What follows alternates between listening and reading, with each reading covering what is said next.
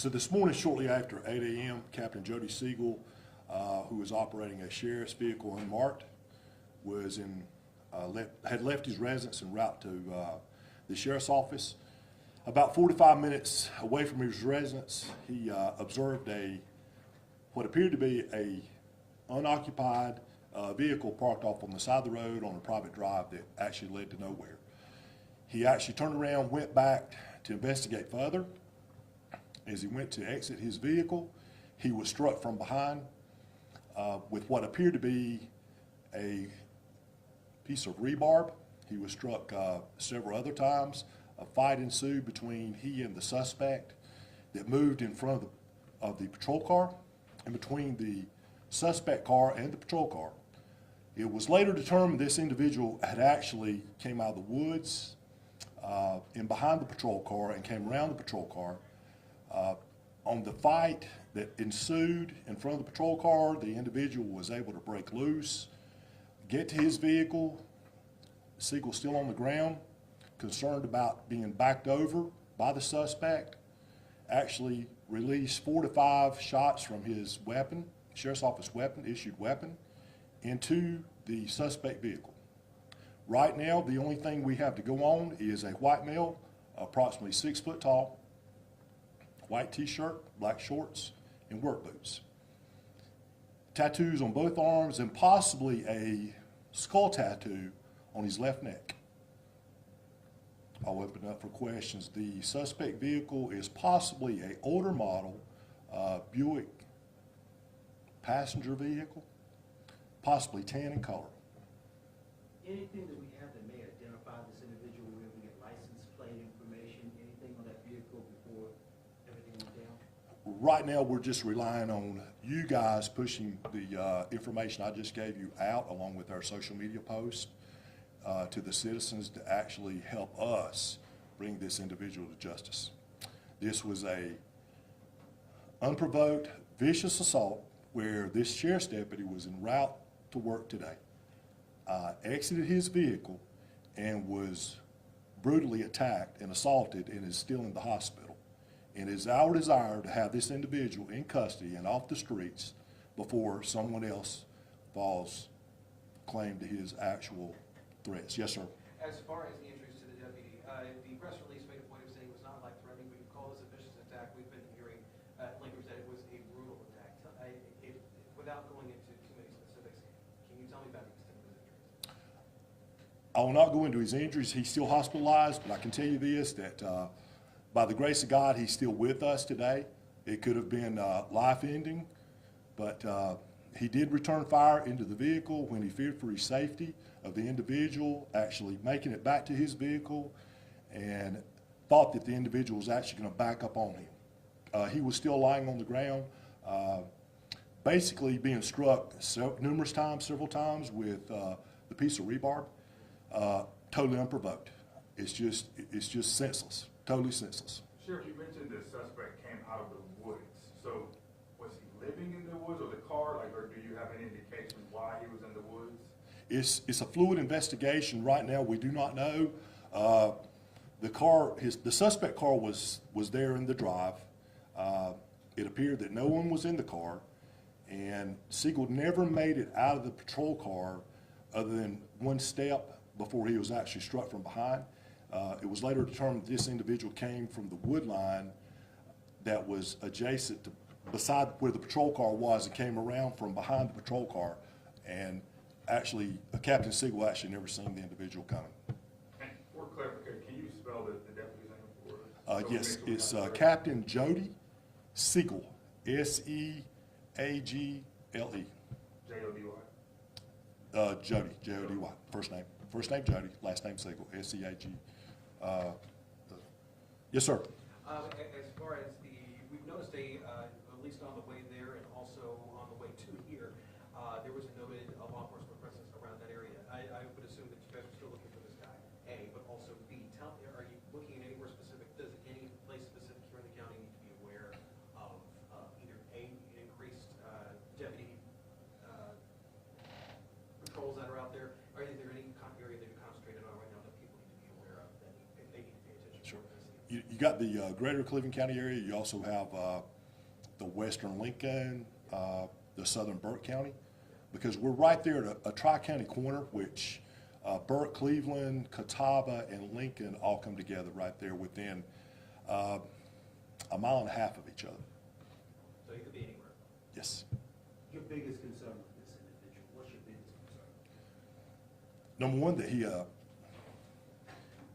he's vicious, but he attacked an individual this morning that was in uniform, unprovoked, and it could have easily been life ending for the sheriff's deputy. And to be clear, because it was an unmarked car, there was no way for him to miss the uniform. Absolutely not. He was fully dressed in a full uniform this morning. So the suspect should have known this was a law enforcement. He knew. He knew. There's no doubt in my mind. He knew when he struck Deputy Seagle, or before he struck Deputy Seagle, he knew that it was a law enforcement officer. That beat this morning, because when you're working, I guess sometimes is it beat around, or was he headed straight to the sheriff's office? You know what he was doing? It was probably his normal routine, if there is such a thing, a normal route to the sheriff's office. Would have been probably for him to pass exactly where he passed this morning where the assault occurred. Any indication as to whether or not any of this was caught on any dash cam or body camera video? You guys are going to be reviewing. There's none caught, no sir. No. So That's why it's so important for you guys to actually push this information out for us. And just to be clear here, as of right now, because as a result of the totality of the circumstances, you have no idea who this guy is, too, right? Absolutely not. Okay. No, sir. Your call to action to the public, I take it. What is it that you want the public to do? To assist law enforcement in apprehending this individual before he commits another crime, either to a civilian or to a law enforcement officer. It goes to show that he has no regard for the safety and welfare of any individual in North Carolina or anywhere where he's at. We haven't asked this question because we assume he's doing well, but Deputy Seagle, can you talk to us about him? Prefer not to at this time. But non-life threatening, can we say if he was transported to the hospital? Yes, he was transported. He's still in the care of a hospital, local hospital. Sheriff, you mentioned in the release that was this morning, possibly bullet holes in the car. Has that been re-examined, or is it still possibly? It's still extremely fluid. We feel as though the car was hit, the suspect car was hit numerous times, several times at least. But we'll know more once we have that car in our possession, how many times it was hit. And any possible injuries to the suspect? As far as for people to know, there may be a man limping or car with bullet holes. It's possibly he could be injured. He could have been hit by Captain Seagle. If he wasn't, I hope that he was. Your message, somewhere out there, there's a guy out there who knows, from your perspective, who knows what he did. What's your message to that individual?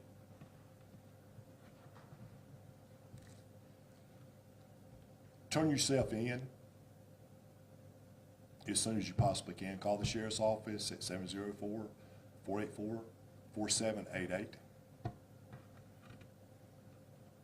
Can you tell us a little more about Captain Seagle himself, outside of basically what happened this morning, a little bit about his employment history, your personal experiences with him? That's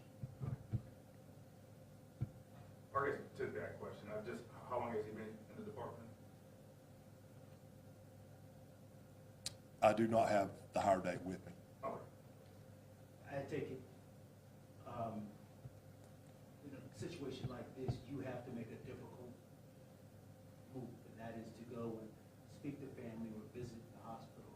Have you had a chance to do that? And what do you say in a situation like that? We're here for you. As far as family members go, you know, notification of family, next of kin first. Offer them a ride to the hospital, whatever they may need. I haven't personally been to the hospital yet. I've been on the scene where this actually occurred in the general area. And it's overwhelming. I can only imagine if it had been worse. The answer to your question is, just right off the top of my head, he's an 18-plus year veteran with the Cleveland County Sheriff's Office. Prior to Cleveland County Sheriff's Office, he was employed by Shelby Police. And I take it, with someone in 18 years, then we're probably in a situation like this where he's on the ground, he's helpless, so we're probably looking at training that may have made a difference. Can you talk to me about what, if anything, we know about how prepared he was for a situation like that? Well, he's extremely prepared because he survived this attack. He survived this vicious attack from behind by his instinct kicking in of actually moving the confrontation closer into him and putting that individual up in front of his patrol car, in between the two cars where they actually went to the ground. And then later on, fearing for his life that he would be possibly backed over by the suspect vehicle, was able to discharge some rounds at the individual. Has the SBI become just still as far as investigating? No, sir, Sheriff's Office. Just so. Yes, sir. I also worked at, since Jodi Captain Seagle did fire his weapon, would NCSBI